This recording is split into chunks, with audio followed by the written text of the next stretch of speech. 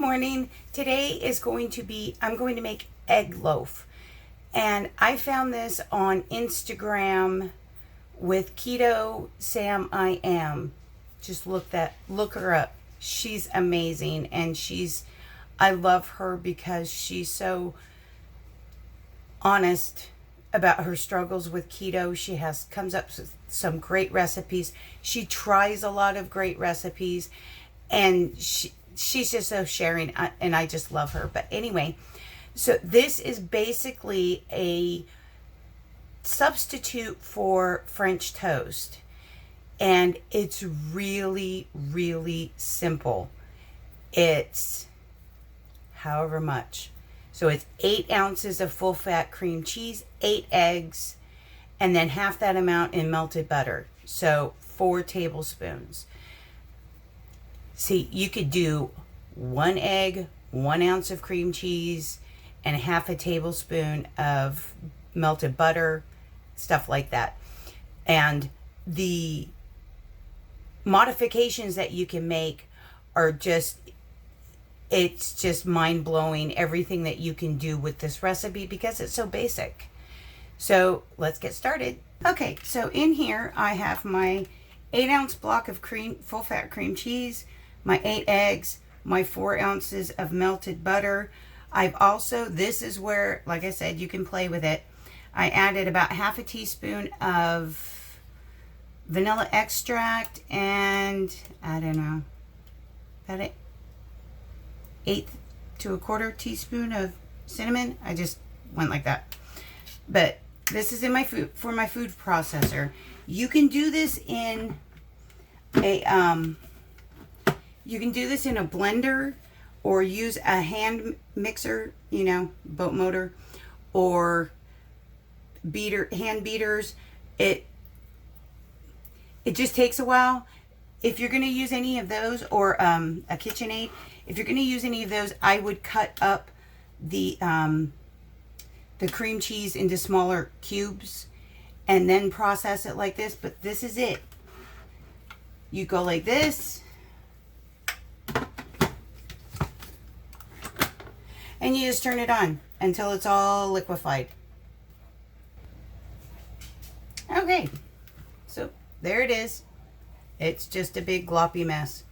So what I'm going to do today, you can bake this in a greased loaf pan, a greased like 13 by 9 casserole dish, donut tins, muffin tins, anything like that.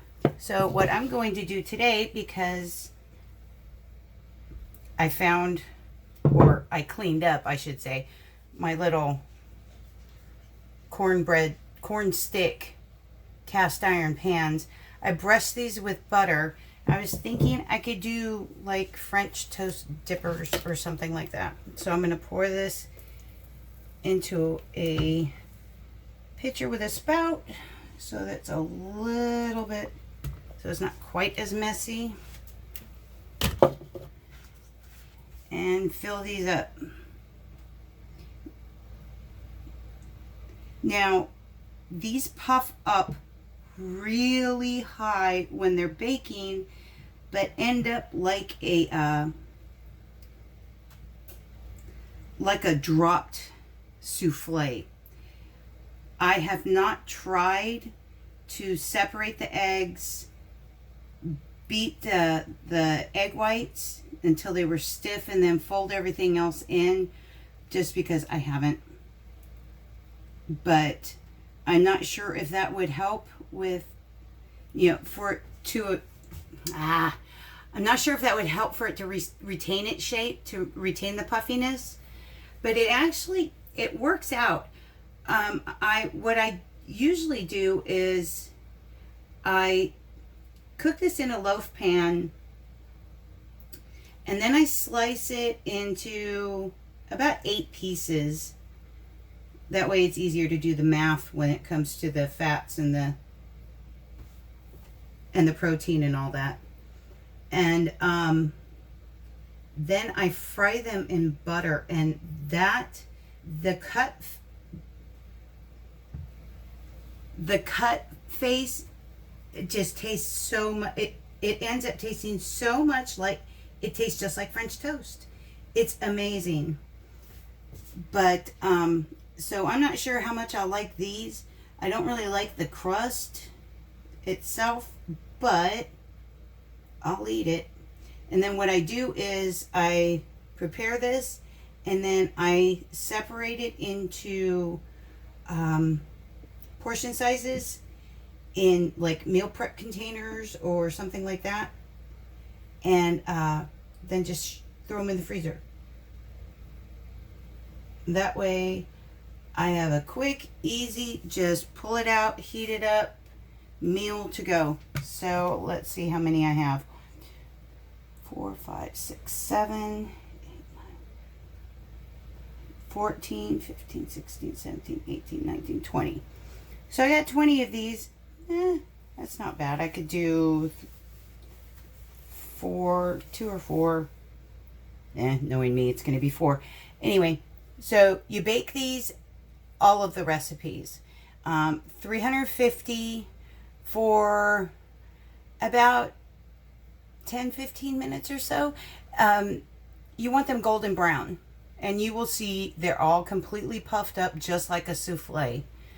And I'll see you after we're done. So this is how they look in the oven. See how puffed up they are?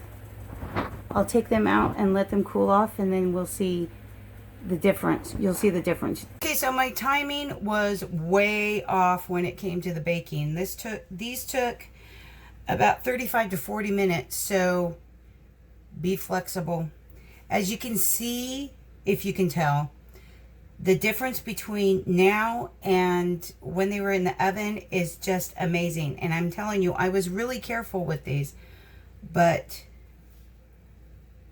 they just collapsed. So, but they're very dense and they're filling, which is really, really surprising. So what I'm going to do is I'm going to let these completely cool. I'm going to pull them out of these because cast iron, they stay hot forever. And then, like I said, separate them into food prep containers. Hold on. Okay, these are what I have. These are the ones that I use the most. I bought these off of Amazon. One package. It was a lot of them, and there's still some in the freezer. But they last forever. And even in our big freezer, I have only lost due to the temperature, because it gets so frozen. I've only lost a couple lids. They're supposed to be dishwasher safe. Like I've said multiple times, I am the dishwasher, so I have no idea how they'll hold up over multiple cleanings in a dishwasher with that heat. But I will take probably 3 or 4, throw them in here once they're cool, stick them in the freezer, done. Pull them out. It doesn't take very long for it to thaw out. But you can do this, like I said, in a loaf pan, slice it into 8. You can do it in muffin pans, muffin tins, whatever. And my favorite, well, it's the only sugar-free syrup that I've used, but it's this. And that's because I can get it just about anywhere. I would love a sugar-free, like, fruit syrup, but they don't have any. You could buy sugar-free jam and then thin it out, add some water, and boom, there's syrup. But anyway, I hope you like these. I really, really, really like these. I didn't think I would. I thought, hold on. Yeah, I thought, oh my God, I'm just eating egg. But the texture is surprisingly like really good French toast. You know, French toast that like if you take thick slices of French bread and you let it soak up all the egg and then you cook it thoroughly, that's the kind of texture this has. I'm just amazed. But Anyway, thank you. I hope you enjoyed this recipe.